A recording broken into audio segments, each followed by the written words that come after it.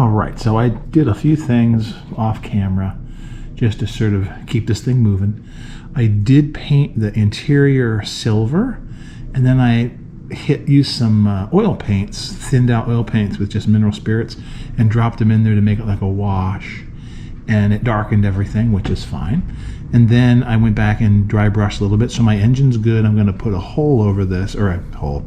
I'm going to put a piece of tape over this to mask it off so I can spray it.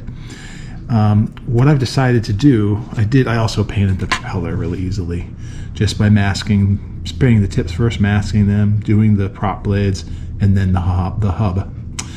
What I did though was, as you recall, this and the propeller were connected before, and I thought, I can just mask this and paint it and all this with it being connected. So this was actually on and wouldn't come apart.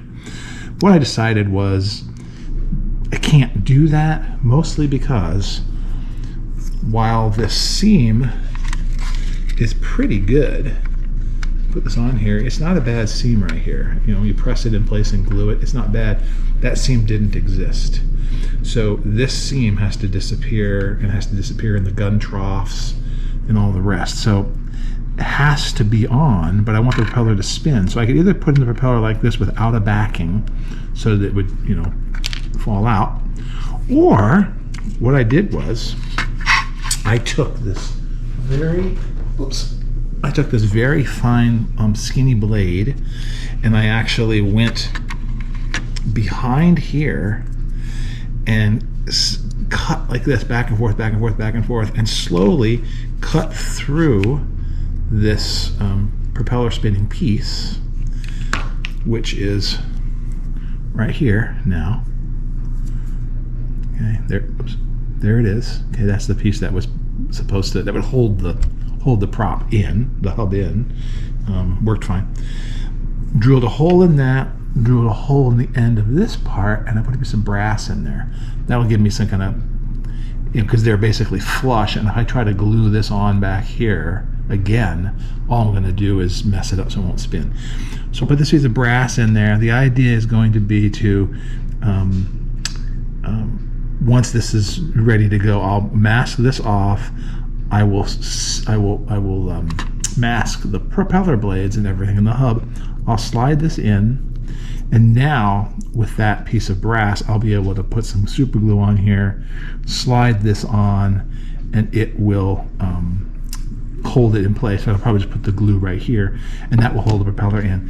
Then I can glue this thing on tight, and then go through and start and do all the stuff I need to do, which includes working these seams, which aren't going to be easy. And I'll show you how I do those, because I did some other seam work without you knowing, which is evil. So what I also did, well, I sanded and things. I think this seam's going to be okay.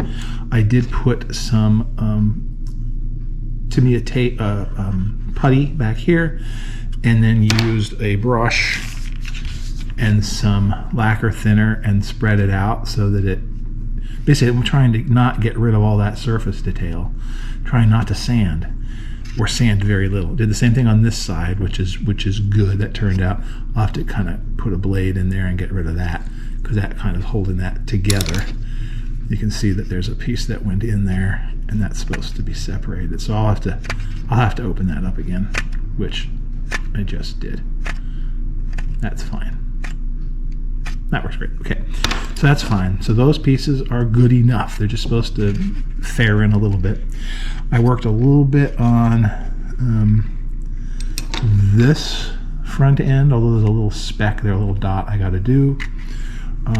Worked on this one. You can see the gray of the primer right there, and that filled in that little piece. This is just fine. Little piece back here that was open, which had to be filled.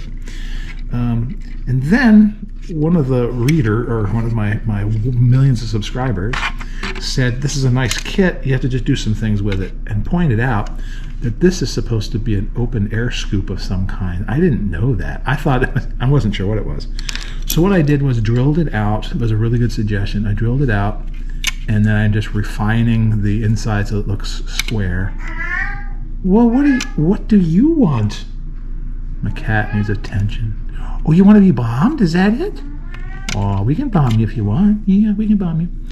I'm going to put a piece of actually kind of the bags that tea bags come in. My wife has a bunch of these really nice tea bags, and they are kind of have a little bit of a mesh to them. I'm going to cut a piece of stick it in there and paint it black and dry brush it, and it'll look like a little screen of some kind, which will be cool.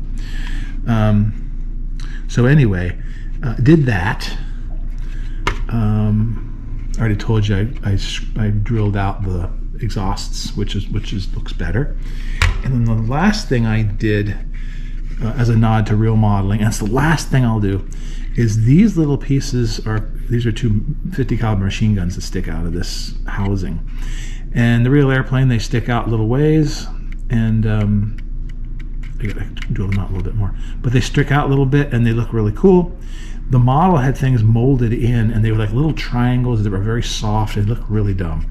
So I cut them off, I drilled holes, and then I put some stretched sprue in here that I drilled the holes out in the base of the stretched sprue, so they were glued in. And so now when that's all painted, it'll kind of look like 50 caliber barrels sticking out, or better than it did. So that's the last thing I'm doing in the context of making it a real model.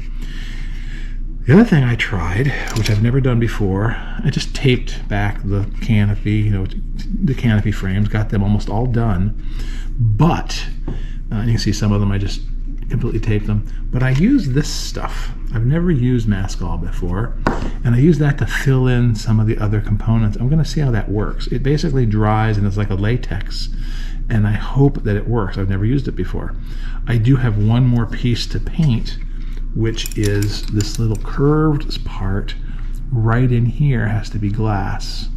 And my thought is, why not paint it with this stuff? Because that should, it's your childproof, that should paint that in pretty nicely. This stuff smells like it gives you brain damage. So maybe do this when people aren't around, or don't do it inside like I'm doing, because it does have a very odoriferous odor. And I'm just going to freehand paint this, and we're going to see, painting it inside the little lines, and we're going to see if that actually looks good. You can see it kind of dries clearer. And again, I never used it. I saw some guys use it really effectively on some camouflage on a Westland Lysander. There's a guy who does old kits. There's a fella in Britain. He does some really cool stuff. I mean, he builds models that I like, I'll put it that way.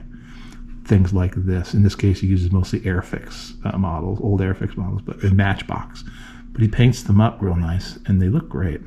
So anyway, that stuff, I'm going to see if that actually does anything. If it, a little dubious, but we'll see what happens. Let that dry, and I'll be ready to spray. So this stuff, again, seems to work real well. It's just you can't use it with, it does have an odor that, I'll put it this way. Most of my brain cells are dead anyway, because I built lots of stick and tissue when I was little, and I used dope to adhere the tissue, and thinned dope to get all of the, to get everything nice and tight on the model. So between me and my dad, we killed most of our brain cells anyway. But this stuff does have an interesting smell to it. It cleans up with water when it's wet, and then you have to use thinners to clean it, like I did when I forgot to clean the brush. So anyway, I am going to stuff tissue paper in the back to keep that from getting sprayed. Then the last thing I need to do on here, and I'm going to try to demonstrate after I describe this, is the fit of the canopy is excellent. However, all along this side, you can see that the blade gets underneath there, all up here and all along the front here. This side is a little better. This side is pretty tight along here. Can't really see much of a gap at all. There's a gap. Well, yeah, there's a little bit of a gap here, but right along here, there's a big gap. So what I have to do is, I'm not going to put putty. I'm going to try to just put this Aleene's tacky glue in there and just let it dry. And all it's supposed to do is clean that up. It's not supposed to be a real filler, but it's so that no light shows through. I'm going to see how that works. We'll see if that actually does a good job. So when we come back, we will try that. Okay, so here's my tape and my compass. And I made this little piece. I'm just going to stick it over top. And I think it doesn't have to fit that perfectly because I can touch things up. But I want it to go over there like that. And then kind of stick it inside. It's a little bigger than the diameter. But that's because I want it to go inside. And then glue or stick. And again, if there's a little bit of overspray, it'll be something that's relatively easy to fix. I don't have to worry about being super, super duper careful about it. And like this, you know, some of this gets a blue color on it or whatever on the inside. That's all right. I can go back and tweak it. But in general, it's fine. And that's going to keep everything, I hope, relatively clean when I go to paint everything. So that's good. That is just fine. Like I said, a little bit of paint here and there isn't going to make much difference. If there's a little bit of overspray on the inside, not going to be the end of the world, but it's looking okay. All right, we're going to leave it like that. Perfecto. We'll chip paint on it anyway. So that will be just fine.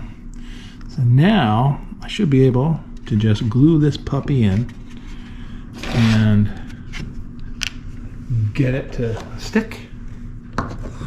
And like all of these kits from this era, everything is actually really well done.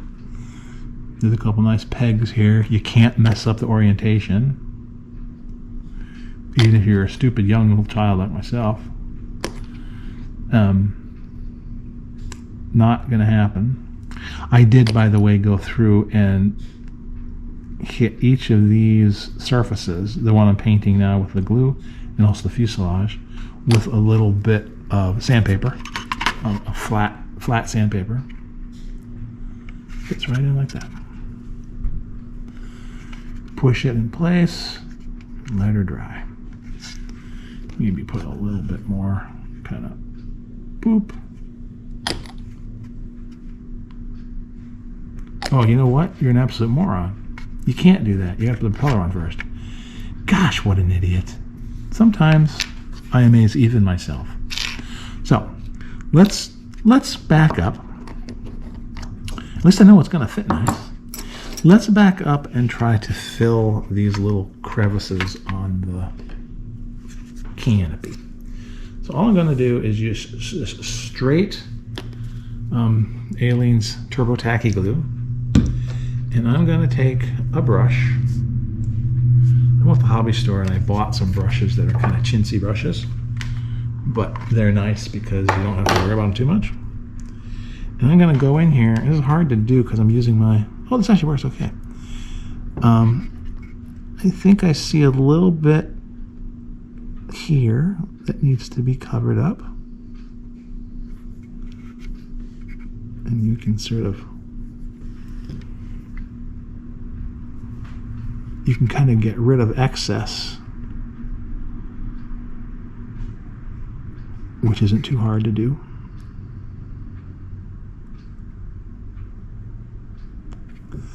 And all I'm trying to do is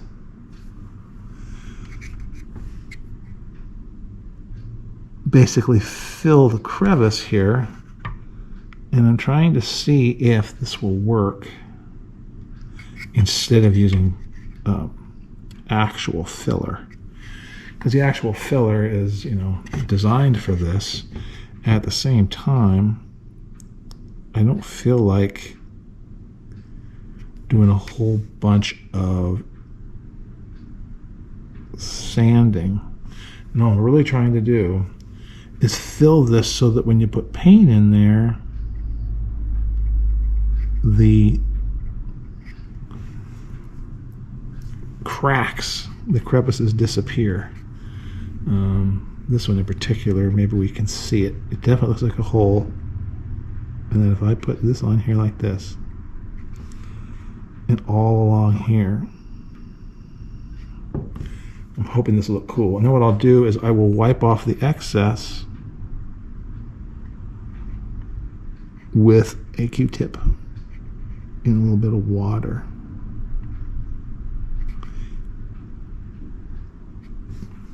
And hopefully it does the same thing as the putty without the sanding. So this is kind of an experiment. I've done it on some other things like this, but never to this extent, because these holes are a little big. I mean, the Canopy fits nice, but I just noticed once I put it together that, oh, there's actually some holes there. So let me go get some Q-tip and some water, and we'll rinse that off. Okay, I'm back. So a little bit of water.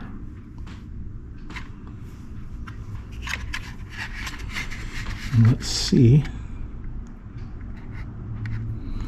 if I can get some of this excess off, or if it just makes a complete mess. Maybe using a brush is a better idea.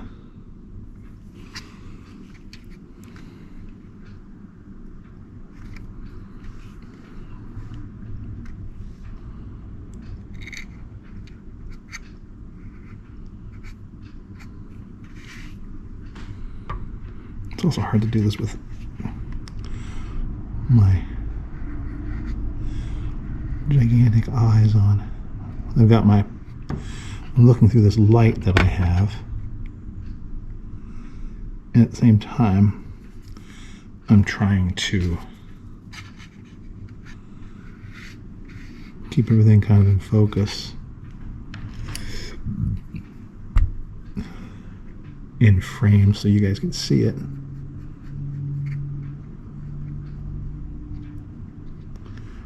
Might be messing things up.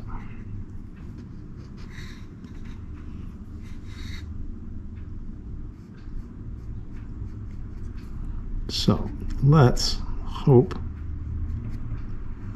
that that works. Again, instead of using whatchamacallit, actual putty made for the job, this is just a little experiment. Will it work? And will that basically cover those holes around the edge there? Right now I can't tell if it is. I'm going to dip my brush in some water, and I can see that I can see that it looks pretty good. Slide in here, and back here I need a little help. A little more of the tacky glue. And again, not necessarily looking for something, which is what you should be doing. You should be trying to level it off. I'm not worried about leveling off. I'm worried about covering it so that when paint goes in there, it looks like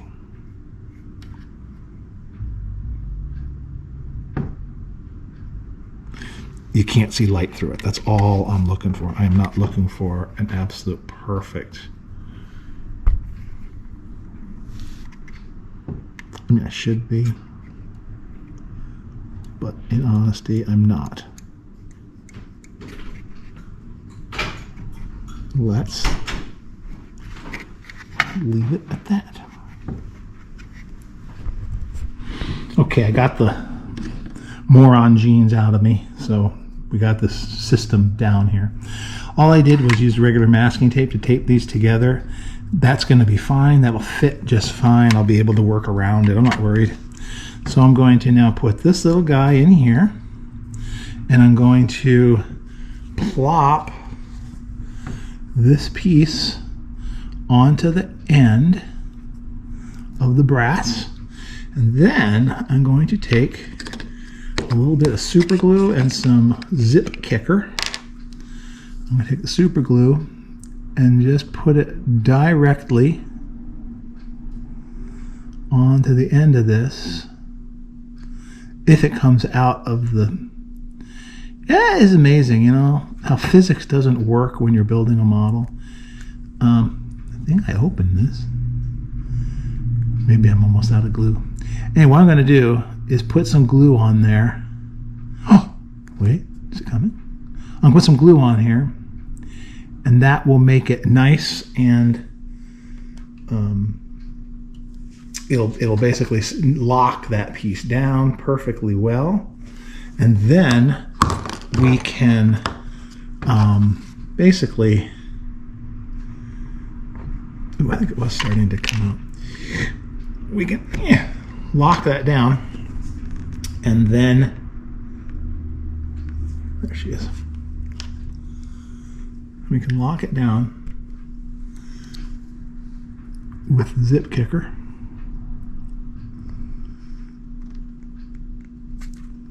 I swear to you, it was coming out just fine. Honest. It's kind of fun to narrate these live, kind of, because it's kind of enjoyable. There we go. Because you don't have to think of stuff to say later, and you're not, you know, it's sort of, you say things in the moment. It's kind of more fun. It makes it more, I don't know, kind of more like a what's really going on, more authentic. So put a little dab of zip kicker on here. That will immediately solidify it. And now we spin, and that's tight on there. Excellent. Now we will glue this little guy on,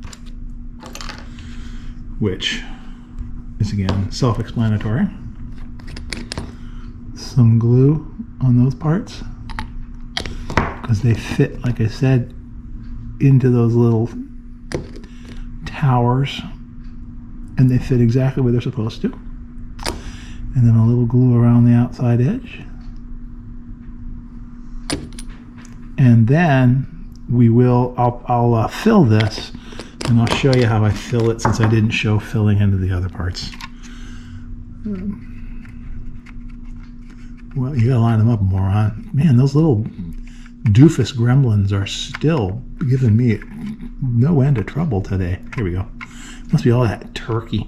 If you're in the U.S., happy day after Thanksgiving.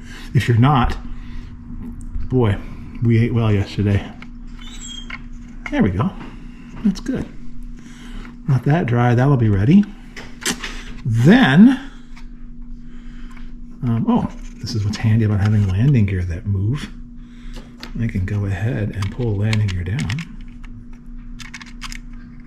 Of course, if they didn't move, they would be down already, and you wouldn't have to do that step.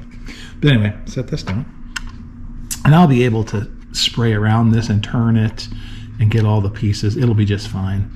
And then I can, you know, take this tape off after the fact, and then I can repaint. Although I won't, because the airbrush is so good, I doubt I will even get that silver much. It won't be that destroyed. But even if I do, that's easy to repaint by hand with a brush. So now the last thing to do before we start thinking about painting, well, we're going to do that. We're going to get that seam done. But we got a stuff paper back here. This is a silly thing to show you, but you know, it is something that, why not? It's something that you don't necessarily know what you're doing. So you just I use tissue paper, Kleenex. Some people wet it a little bit because then it kind of forms a little bit better. I don't tend to do that much. I tend to just take it and add it as is. Grab with tweezers. And all you're trying to do is make sure that your rear gunner doesn't get full of paint. Because him you don't want to, because you worked hard on him. Well, I mean, I did. And I do not want to get him all destroyed. He turned out okay. And I was like, well, I should probably try to make sure I don't mess him up. So, stick that in. I put it behind him a little bit because of the fact that there is, if there was overspray, which likely there will be, you can't help but get a little overspray on these things.